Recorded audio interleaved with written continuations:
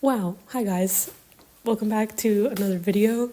If you're new here, my name is Cheska. I'm a film composer, and today I want to talk about why I think doing things like rescores and scoring stock video footage is limiting and it's not enough to prepare you for professional film scoring.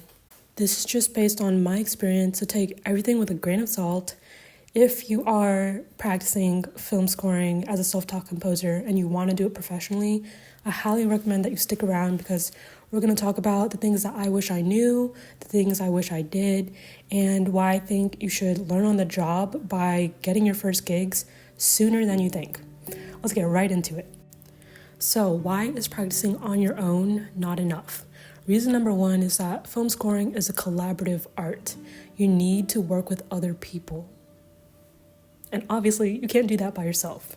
I remember when I first started, I was like, I'm going to get really, really good first. And then once I sound like John Williams, then I'll go contact filmmakers and finally start my career. Totally wrong. I was procrastinating and basically putting off the discomfort of contacting filmmakers and trying to get work. It feels really weird. It feels super awkward to be knowing, you have zero experience and you need someone to give you a yes so that you can do a real film score. So, of course, I did what every composer does, practice, which, of course, you should practice. But it got to a point where I was definitely cooped up in my studio, doing rescores, putting off contacting people. And then when I finally got my first gig in 2021, it was a student film.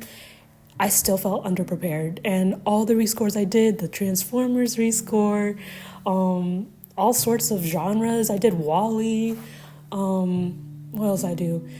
I did Harry Potter. I mean, you guys can probably relate to this, but nothing prepares you like doing the real thing. And I wish I had just gotten over it and done it sooner.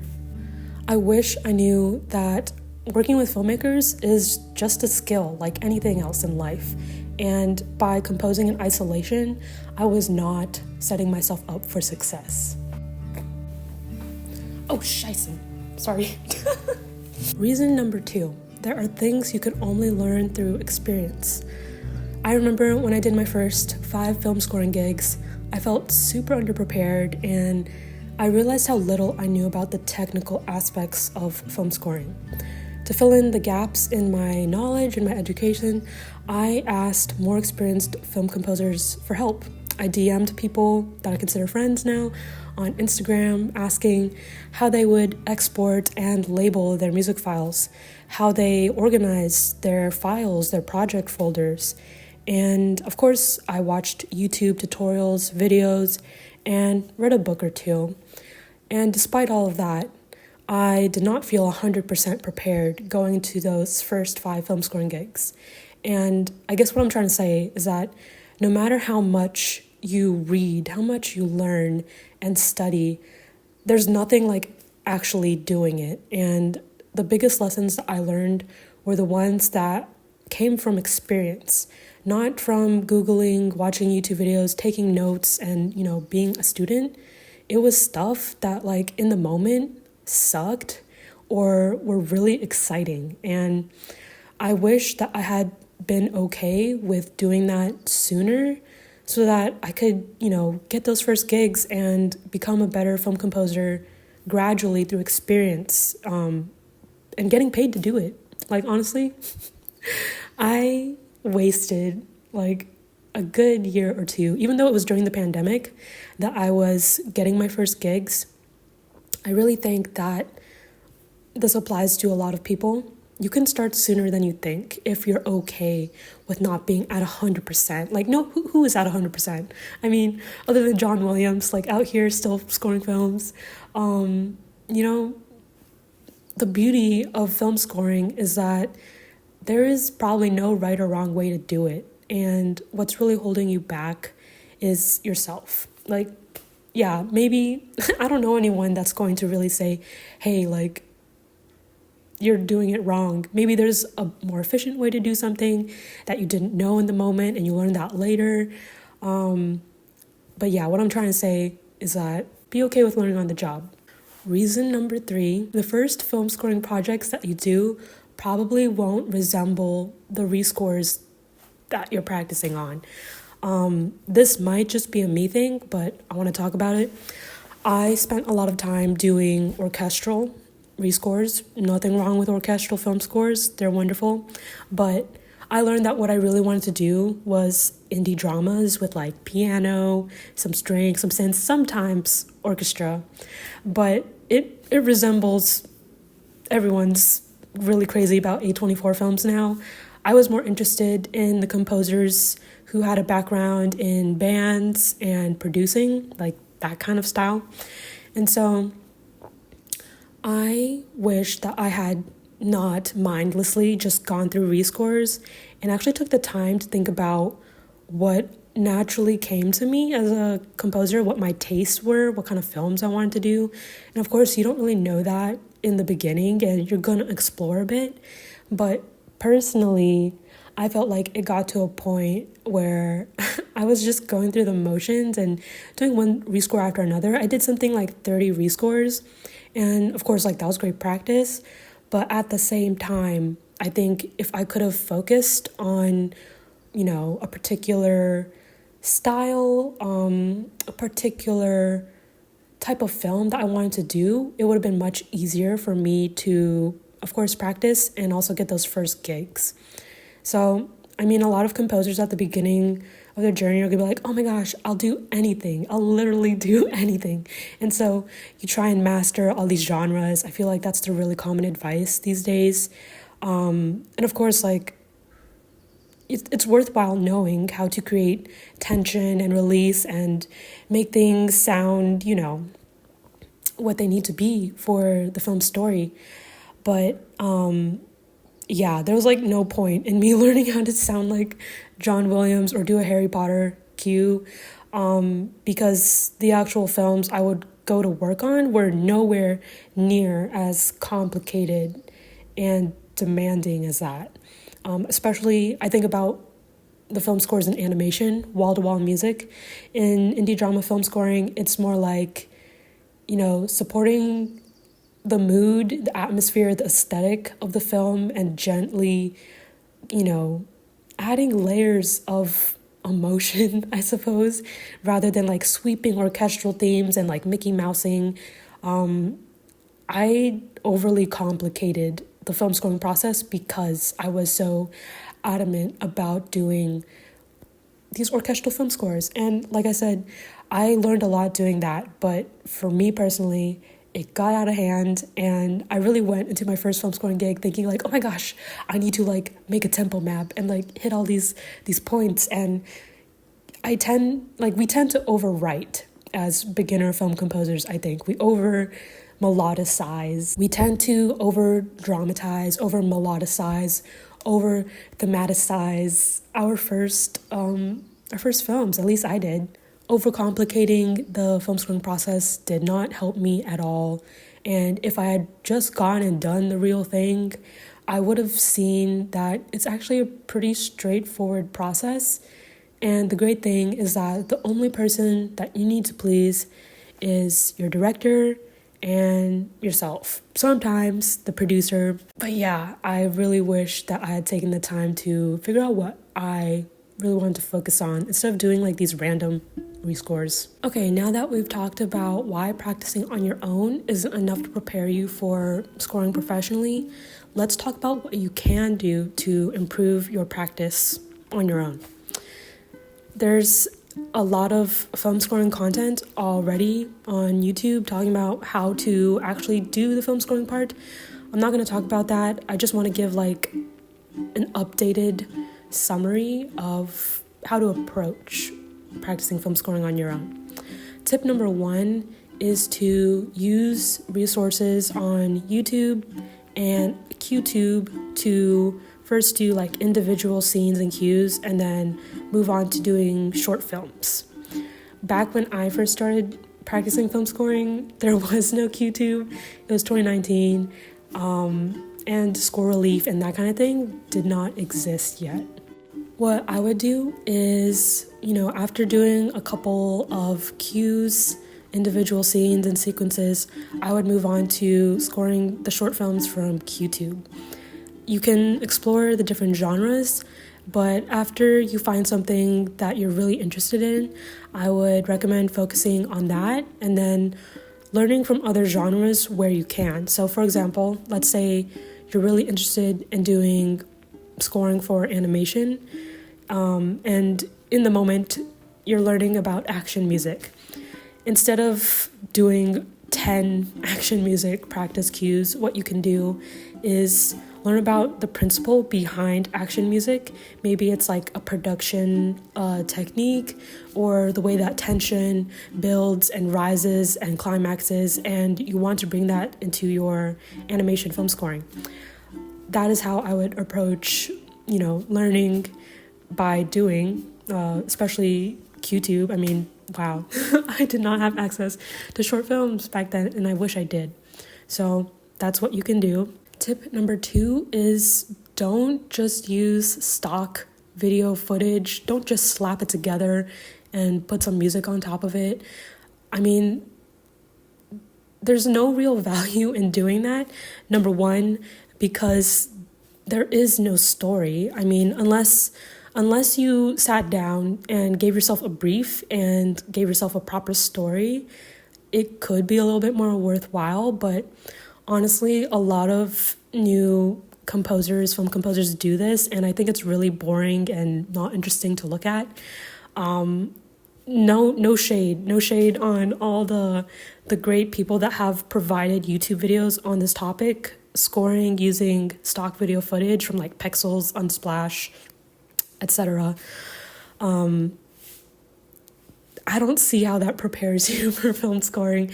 It's really easy to do little montages, like maybe you have a dramatic castle, you have a girl on the beach, you have a guy who's like chasing someone down a alleyway. In the moment it might feel good to do that, but what you're missing is context and story. When you take a scene outside of the film it is from, it's easy to make it whatever you want it to be. But when you have a story, when you have a brief, there's a specific direction that you are asked to take the music. And when you do these stock video stuff, if it's for a portfolio, if you're just, dipping your toes in the water, that's fine. But I don't think it actually prepares you for film scoring. So if you want to make your time practicing film scoring more valuable, I would just recommend not doing the whole stock video footage thing and choosing real film scenes from real movies. Tip number 3 is to watch movies and observe how your favorite film composers approach scoring a film. I think that watching a movie as someone trying to enjoy the story, the film, and someone trying to learn about their craft as a film composer are two totally different things. What I would recommend doing is watching a film that you've seen before and personally enjoy, and then sitting down, pen and paper, whatever you want, and taking notes on how cues start and end, and the instrumentation, and basically anything that you observe as a composer. And I think what you'll find, like me, is that not every single cue needs to be this big, dramatic, sweeping thing. Sometimes what a scene needs is something simple and easy on the ears. Not everything is going to be this dramatic, sweeping moment. And I think I was really surprised to learn that when I was first practicing film scoring. If you don't have perfect pitch or any ear training at all, and you feel kind of intimidated at the idea of listening to music closely, do not worry. I felt exactly the same way. I don't have perfect pitch, I don't have ear training, but what I do know is that our brains are wired to recognize patterns, and there's a lot that you will learn if you just simply pay close attention. It's actually really amazing how much we can learn by observing. Like, we have access to so many movies and content these days. So there really is no limit to who you can learn from. If you can stream a film online, you're good to go. So yeah, I credit a lot of my education to simply observing my favorite composers on movies I like. Tip number 4 is to compose regularly and for fun.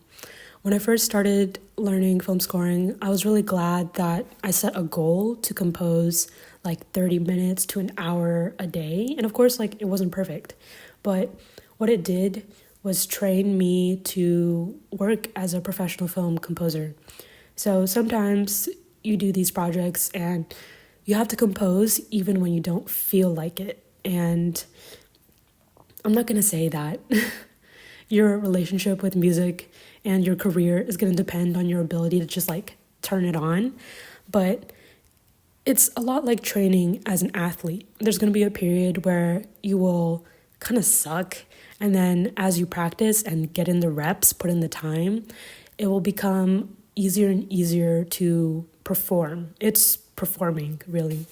And then that second part, to compose when inspiration strikes, to compose, to have fun, I think that's also really, really important. And that's something that I still do to this day. If I have an idea come to me, I'll just pop open my DAW and just write and do what I can in that moment. It might become an idea that I use in a future film score, and I have a bunch of these ideas just sitting in my drive, waiting for the perfect film, really. So do both. Have these passion projects, these ideas that you save for future projects, and also compose as a training for working on your gigs. If you still want to do film scoring professionally, the next step would be to find small productions or student films so that you can learn on the job in a low-risk environment.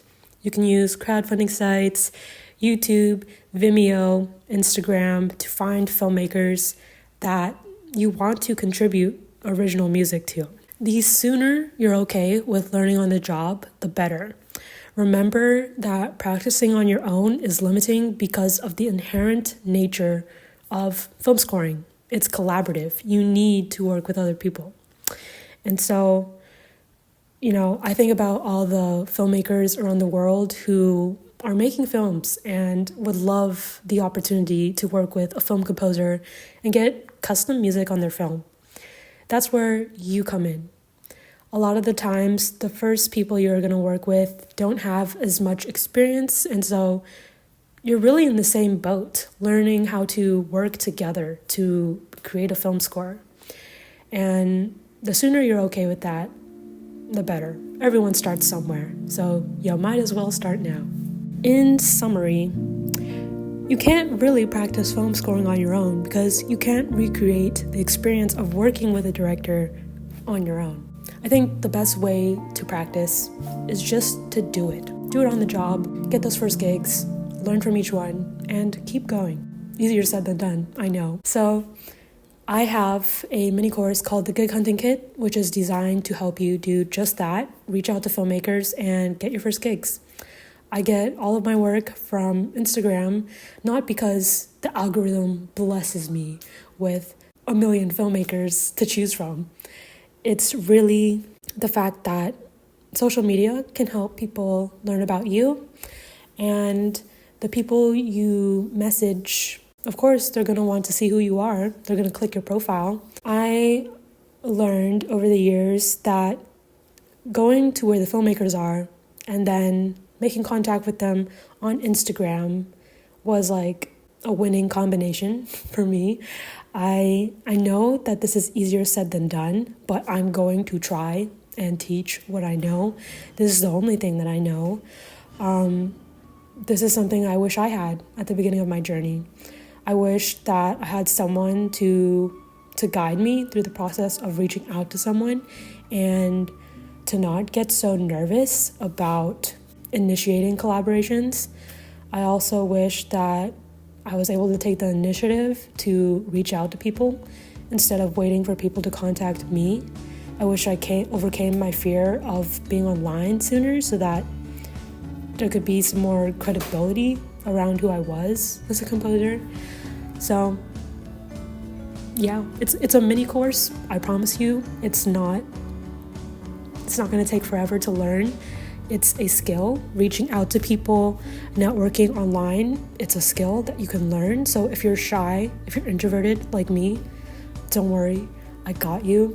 You're gonna be fine. Link in the description. And yeah, that is the video. Thank you guys so much for watching.